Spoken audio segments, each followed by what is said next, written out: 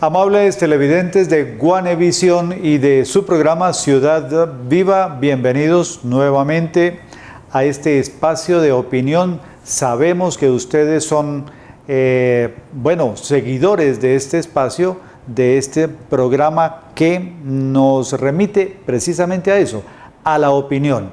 Hoy tenemos un invitado muy especial, no es un candidato precisamente al consejo, o a la alcaldía o a la gobernación. Se trata de Andrés Niño Rivera, delegado del partido PRE. Muchas personas me han hecho la pregunta permanentemente en diferentes partes, ¿qué es el PRE? ¿Cuál es el partido PRE? ¿De dónde viene el partido PRE, que es Partido de Reivindicación Étnica? Si no estoy mal, ¿cierto? Bueno, Andrés Niño Rivera es el delegado presidente aquí en Santander del partido PRE, entonces es la persona indicada para que nos cuente a nosotros todo eso que ustedes quieren saber respecto de un partido nuevo, además en medio de una polarización bastante fuerte en el país y por supuesto que la gente quiere ubicarse como por un lado u otro, sobre todo por eso, por la polarización. Entonces, bienvenido Andrés Niño Rivera, delegado del PRE, presidente del partido aquí en Santander. Bueno, la pregunta inicial, por supuesto, es el Partido de Reivindicación Étnica, ¿de dónde viene? ¿Cuál es su historia? ¿Cuál es su perfil ideológico?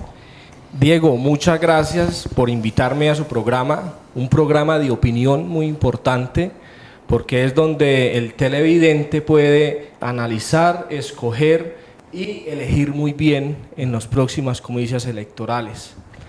El PRE es un partido nuevo, es un partido de una esencia espectacular, porque habla de una base campesina afrodescendiente de Cerrito en el Valle del Cauca.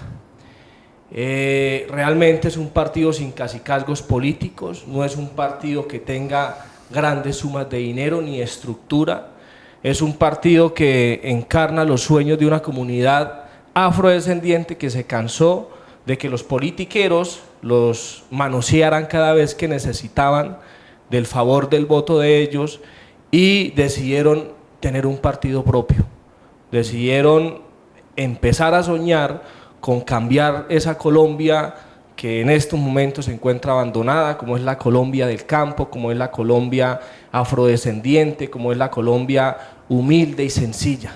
Y nace el PRE en el Valle del Cauca, Diego. Que hablaba de 28, algo así, leí yo, 28 familias que se reúnen y determinan tener un partido propio. Sí, es así, entiendo. Diego, es un consejo comunitario que se llama San Antonio del Castillo, donde su presidente es Wilson Rentería, por un tema de unos títulos que les entrega el INCODER sobre el 2012-2013, se conglomera allí unas familias, alrededor de 28 familias, y constituyen el Consejo Comunitario de San Antonio del Castillo.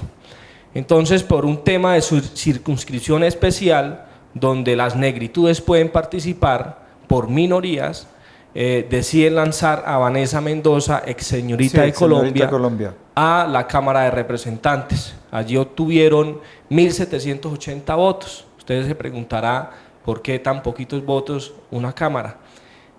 Vino un tema jurídico porque las listas de otros consejos comunitarios quedaron mal inscritas.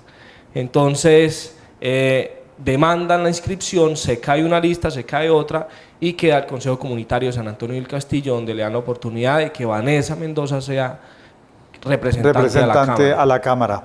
Bueno, el Valle del Cauca y el Cauca, o sabemos nosotros por historia de Colombia desde décadas atrás, ha sido una zona bastante conflictiva, ¿no? Políticamente hablando e ideológicamente hablando. Es una zona de mucho conflicto y entonces, bueno, nace este partido en esa zona precisamente que es tan difícil. ¿Cómo les ha ido a ustedes en este trasegar? Bueno, claro, es una zona muy difícil, pero es una zona donde se tiene mucho liderazgo. Es una zona donde también se asentan la mayor cantidad de afrodescendientes del país, que es todo el tema pacífico. Sí. Ahí entra Cali, Nariño, el Chocó. Y donde existen líderes como Wilson Rentería, como el Consejo Comunitario, que están haciendo labores extraordinarias de liderazgo realmente social, no liderazgo oportunista, sino liderazgo social. Y él conglomera, además de su consejo comunitario, alrededor de 50 consejos comunitarios, alrededor asesorándolos, dándoles enseñanza, acompañamiento. Entonces es una lucha real de estas comunidades que quieren, como el partido lo dice, reivindicar sus derechos. Acordémonos que estas personas fueron esclavizadas, perdieron su apellido, perdieron sus tierras, los extrajeron de su nicho, de su país de origen, y los esclavizaron en el Valle del Cauca cuando entraban por el puerto de Buenaventura. Entonces es como volver a reivindicar o decir, oiga, estamos acá, tenemos necesidades, hay desigualdades muchísimas. Y desde la política empezar a incidir para que esas desigualdades se puedan suplir, para que esas necesidades realmente tengan un eco en el gobierno, un eco en las instituciones, un eco en las estructuras de orden político de nivel departamental y nivel nacional para que se puedan solventar. Bueno, ya vamos a profundizar un poquito sobre eso, pero una pregunta inicial muy importante. El PRE ha tenido varios traspiés, entiendo, ¿no? Que desde su formación hasta el día de hoy ha habido, no digamos ataques, pero sí ha habido como enviones del orden jurídico para como tratar de deslegitimarlo, entiendo. Diego, eso sucede precisamente porque es un partido donde no se tiene ese músculo financiero, donde no se tiene ese poder político. Realmente encarna los sueños de una comunidad afrodescendiente campesina, y esto le ha causado que tenga que dar 1000 batallas para tener personería jurídica. Todo ha sido basados y arropados bajo la norma, con gente, con jóvenes que están estudiando Derecho en la Universidad del Valle, con personas amigas al partido que de una u otra forma han logrado que jurídicamente hoy le den el derecho y la personería jurídica al partido para que pueda avalar candidatos en todo el territorio nacional y para que la esencia del PRE llegue a la población, para que tenga esa oportunidad de elegir primero un partido que no tiene tacha alguna y un partido que está causando y marcando la diferencia con respecto a los otros partidos. Sí, porque hasta el momento no tiene nada de lo que pueda decirse, sí, actúa mal, procede mal en términos de electorales sobre todo. No hay, digamos, una tacha en ese sentido, ¿no? Ninguna. Si nosotros vemos la estructura del partido, su origen es campesino. Entonces podemos pararnos con orgullo ante cualquier público y decir es un partido que no tiene tacha alguna. Y lo que queremos construir es un partido diferente, Diego, y es el esmero que tenemos. Y fue como en tan poquito tiempo también revisamos perfiles, porque no nos importaba vender avales, nos importaba la identidad con el candidato y con lo que estaba pensando el partido. Entonces por eso vemos que nos inclinamos por aquellos candidatos que hicieron recolección de firmas, por ejemplo, que se estaban quedando por fuera de las contiendas electorales por un fenómeno que está pasando ahorita, y es el acaparamiento de avales. Si un candidato tiene entre 7, 8, 9, hasta 10 avales, le está quitando la posibilidad a los demás de la expresión política, de poder ser elegido y elegir. Entonces quisimos jugárnosla por estos candidatos: Florida Blanca, Juan Carlos Ayala, 82.000 firmas. El municipio de Girón, Oscar León recogió firmas también. Eva González en el municipio de Piedecuesta, 32.000 firmas.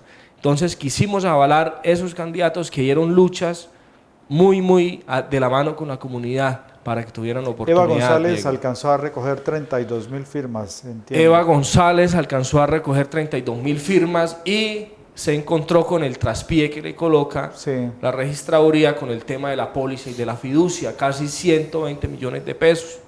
O sea, termina siendo un imposible para personas que no tienen los recursos económicos. Y bueno, aquí estamos haciendo el ejercicio y hasta ahora creo que lo hacemos bien, creo que podemos mirar a la cara a la gente y decirle: esto es un partido en el cual ustedes pueden confiar, es un partido en el cual pueden dar ese voto de confianza que hoy más que nunca lo necesitamos, Diego. Andrés, bueno, estamos en eso, estamos como auscultando la parte ideológica del partido. Ya sabemos que tiene una procedencia afrocampesina, digamos. Ese es el nicho, digamos, del partido PRE. Pero ideológicamente, ¿cómo podemos ubicarlo? Usted sabe, hablábamos de la polarización, y usted sabe que la tendencia colombiana en estos momentos es derecha o izquierda. Aquí no hay mediación de ninguna naturaleza, entonces hay miedos, o por un lado o por el otro, hay temores, ¿no? Llegó un partido de derecha, este partido es de izquierda, entonces también despierta miedos y eso ocasiona rencillas a través de las redes sociales, a través de estigmatizaciones sobre todo. ¿Cómo ubicamos ideológicamente al partido de reivindicación étnica que es el PRE? Esa pregunta es muy interesante. Dentro de ese péndulo de las ideologías encontramos primero una extrema izquierda, una centro izquierda, el centro derecha y extremo derecha, fascismo ya inclusive. Entonces creemos que a Colombia le ha hecho mucho daño la polarización y entendemos como partido que si pensamos diferente podemos ser más fuertes, porque aquí caben los pensamientos del de la derecha, caben los pensamientos del de la izquierda. Debe que haber un punto donde se coincida y desde ese punto empezar a construir. Colombia hoy está destruida por la polarización, está destruida por no aceptarnos los unos a los otros en su forma de pensar, en su forma de actuar. No puede ser posible que sigamos matándonos nosotros los colombianos por tener modos de pensar totalmente diferentes. Hay que entender que en la diversidad está la fortaleza. Claro. Y la diversidad nos tiene que hacer fuertes porque somos un país mega diverso. Entonces no nos ubicamos ni en la izquierda, no nos ubicamos ni en la derecha. Yo creería que somos un partido más de centro, donde cualquier idea, después que sea una idea para construir, cabe dentro del partido. Cualquier persona, sin importar su ideología política, pero que quiera construir país, aquí tiene las puertas abiertas, Diego. Guardadas las proporciones históricas, por supuesto, es como si hubiéramos regresado un poquito al trapo rojo y al trapo azul. Estamos no en esa discusión, estamos en ese enfrentamiento, es una confrontación dura. Claro, Diego, entonces para eso es muy importante saber la historia de Colombia y es muy importante para no volver nuevamente a repetir la misma historia. Y el tema del trapo de rojos y azules, pues eso se emana más o menos a la violencia, sí. Pero antes de la violencia también hubieron dificultades. Antes de la violencia estaban los patriotas y los no patriotas, sí. Las fuerzas de Bolívar, las fuerzas de Santander, matándose los unos a los otros, ¿sí? Acá en la guerra de los 1000 días, Santander perdió mucho, porque vinieron y asesinaron muchos santanderianos. Entonces hay que entender esos hechos históricos para poder hoy decirle a Colombia que nace un partido que no quiere volver a cometer los mismos errores de antes y que no quiere repetir la historia, que entiende que puede construir desde la diversidad, desde pensar diferente, desde el actuar diferente. Entonces eso nos lleva ahorita a decirle a la gente: no más polarización, no más izquierda y derecha, no más estigmatización, diría yo. Exactamente, ¿no? Construyamos un país nuevo, que somos un país extremadamente rico en recursos naturales, en gente, en flora, en fauna, un país extremadamente rico hídricamente.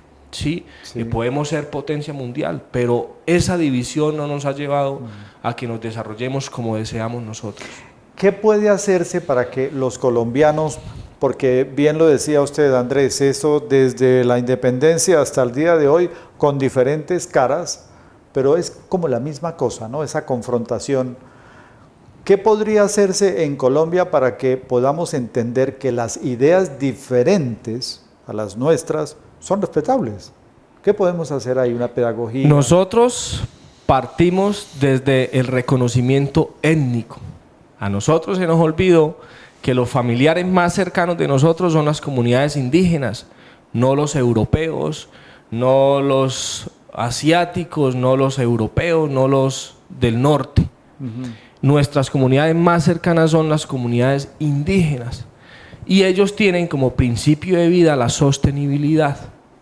Y en la sostenibilidad encontramos que el pensar diferente, el actuar diferente, cabe dentro de las comunidades, cabe dentro de los pueblos, cabe dentro del desarrollo. Es empezar a ver atrás, recuperar lo étnico. Por eso el partido quiere recuperar lo étnico. Sí, se llama así. Lo étnico. Mire, un ejemplo de sostenibilidad es los pueblos indígenas que viven aguas arriba del balneario Hurtado en Valledupar. La gente se baña ahí en el río Guatapurí, pero muchos de ellos no saben que aguas arriba viven pueblos indígenas. Está Chemesquemena, está La Mina, está el Mojagua, pueblos indígenas, huihuas, coguis, arhuacos, cancuamos, exactamente, pero no contaminan el agua, por ejemplo, no queman, no están talando los árboles, no están cazando la fauna. Y principio de vida para ellos es: el agua es tan sagrada como la misma mamá. Nosotros trajimos un modelo de desarrollo muy oriental, modelo capitalista, donde nos ata a lo material, donde nos ata a lo que realmente no tiene valor, donde nos hace dependientes de que si no podemos comprar este carro no somos felices y perdemos el sentido de la felicidad. Hay que volver a esos pueblos indígenas, hay que volver y recordar que cuando nos conquistaron los españoles no nos hicieron un favor, nos hicieron un daño, nos asesinaron, nos desplazaron, nos quitaron nuestras tradiciones, nos quitaron nuestra lengua, nos quitaron nuestra costumbre, nuestra gastronomía, nuestra cultura. Dañaron lo que por mucho habíamos construido. Sí, y nosotros digamos que continuamos con ese modelo europeo, occidental, digamos del orden capitalista, y estamos como acostumbrados a eso, ¿no? A ese estilo de vida. Podríamos pensar que si algo pone en inseguridad ese modelo de vida, como que hay que atacarlo, ¿no? Nos parece extraño estar lejos de ese modelo de vida. El Partido de Reivindicación Étnica, por supuesto usted lo comenta ahora, de dónde proviene, cuál es, digamos, el origen ideológico, pero ahora hablemos del PRE en todo el país, porque la lectura que se hace del PRE ya fuera del Valle del Cauca y del Cauca, porque está muy cerca, por supuesto, es distinta, es muy distinta. Por ejemplo, ¿qué lectura se hace del PRE en Santander? Bueno, el PRE en Santander avala 23 listas en 23 municipios del departamento. Avalan candidatos alternativos. El PRE en Santander ahorita, en medio de la polarización, en medio de los ataques, en medio de los estigmas, en medio de la conciencia colectiva que está creciendo en los pueblos, en las ciudades, en el campo, frente a elegir nuevos candidatos y elegir candidatos que tengan buena procedencia, no dudosa procedencia, se perfila como uno de los partidos que va a dar sorpresas. Diego, estuve en Barbosa, estuve en Suaita, en El Socorro, en San Gil, visitando estas listas. Y da la casualidad, Diego, que estas listas realmente tienen procesos, qué magnífico. Procesos atrás, ambientalistas, animalistas, gente que está en el tema del deporte, en el tema de la cultura, artistas. Digamos que como la visión nueva de la sociedad joven actual, ¿no? Totalmente, totalmente. Gente que tiene un sentir de servir. Es que yo siempre les digo, si a usted no le gusta la parte social, no se meta a la política, porque va a convertir la política en un negocio personal, y de eso no se trata la política se trata de servir. Y eso identificado, ese nuevo liderazgo que está creciendo en Santander. Hoy tenemos esa magnífica oportunidad de que muchos estén en el partido PRE, que no fueron valorados en otros partidos, que les cerraron en otros partidos, porque no tenían un recurso que para mí debe ser el último que tenga un político, y es el económico. El económico. Es que si usted no tiene tanto, no puede hacerle por este lado. No, venga, hermano, usted es muy valioso. Y nacen campañas espectaculares de mucha diversidad, campañas muy auténticas, campañas donde están innovando muchísimo, donde le están apostando a las redes sociales, donde le están apostando al voto de opinión, que es ese voto que realmente lee el perfil de un candidato, Sí, que está ve mucho cómo más está dirigido al voto de estructurado. opinión, claro. Exactamente. Entonces es satisfactorio, y el trabajo que se hizo como PRE y yo como presidente fue muy responsable con el departamento. ¿Cuántos candidatos a alcaldías tiene el PRE en Santander? Tenemos alrededor de 20 candidatos a alcaldías en aval principal y coavales. Y coavales, correcto. Tenemos en total 265 candidatos en el departamento de Santander. Lista en toda el área metropolitana: Girón, Bucaramanga, Floridablanca, Piedecuesta, Lebrija, estamos en Saljín, en El Socorro, en Barbosa, en Suaita, estamos en Barrancabermeja, estamos en Puerto Wilches, Puerto Parra, Cimitarra, San Vicente. Consejos y... Sí, consejos y coavales. Coavales. Pero candidatos a la alcaldía, específicamente, ¿cuántos hay en Santander? Que sean nuestros, hay alrededor de 5 candidatos nuestros. 5 candidatos directos del PRE. Del partido PRE. ¿Que están en dónde? Está Málaga, Edgar Prieto, está San Gil, el doctor Gustavo Rojas, que está también ganándose ese voto de opinión por sus debates, por su forma de hacer política. Está Eva González en Piedecuesta, que es una candidata de admirar, una candidata que día a día está recorriendo su municipio, que lo conoce de arriba a abajo, de norte a sur, y que está enmarcando ese voto de opinión, ese voto diferencial. Oscar León en Girón, esos son los candidatos, de aval principal. Puerto Parra, un joven de 22 años, Daniel Acevedo, que también en este momento está marcando la diferencia con los otros candidatos en su forma de hacer política, porque si no hay los recursos uno se vuelve más ágil para hacer política, más recursivo para hacer política. Sí, mucho más recursivo, menos, yo diría que como menos plástico en el ejercicio de esa política tradicional, ¿no? Que era la de, bueno, hay tanto dinero, hay tal logística, claro, y se supone que por eso yo gano. Es más o menos. Entonces, en Matanza tenemos candidato directo, y pues esto hace que ellos vayan hasta las casas, que estén pateando sus veredas, y en definitivas era el pensamiento que teníamos nosotros como partido. Hay una pregunta que quiero hacerle, vamos a hacer ahora el primer corte. Hay una pregunta que quiero hacerle, y es específicamente lo que tiene que ver con Piedecuesta. El partido PRE apareció, digamos que tiene, según estadísticas, en fin, datos concretos, no asuntos personales en esa interpretación. Ha habido, digamos, una buena receptividad, y eso es lo que yo quiero que comentemos ahora respecto de los candidatos a consejo, bien sea coavales o bien sea el aval directo, los hay en Piedecuesta, ¿cierto? Aval principal. Aval principal. Entonces, y por supuesto en el caso de la candidatura a la alcaldía, por ahí hay unas cifras que resultan siendo innovadoras respecto del pasado. Digamos, el pasado había 1, 2 y ya, se acabó. Pareciera ser, según algunas estadísticas que hay rondando por ahí, que la candidata de Piedecuesta por el PRE pareciera que avanza. Ya vamos a hablar un poquito sobre eso, y a ustedes, amables televidentes, ya regresamos.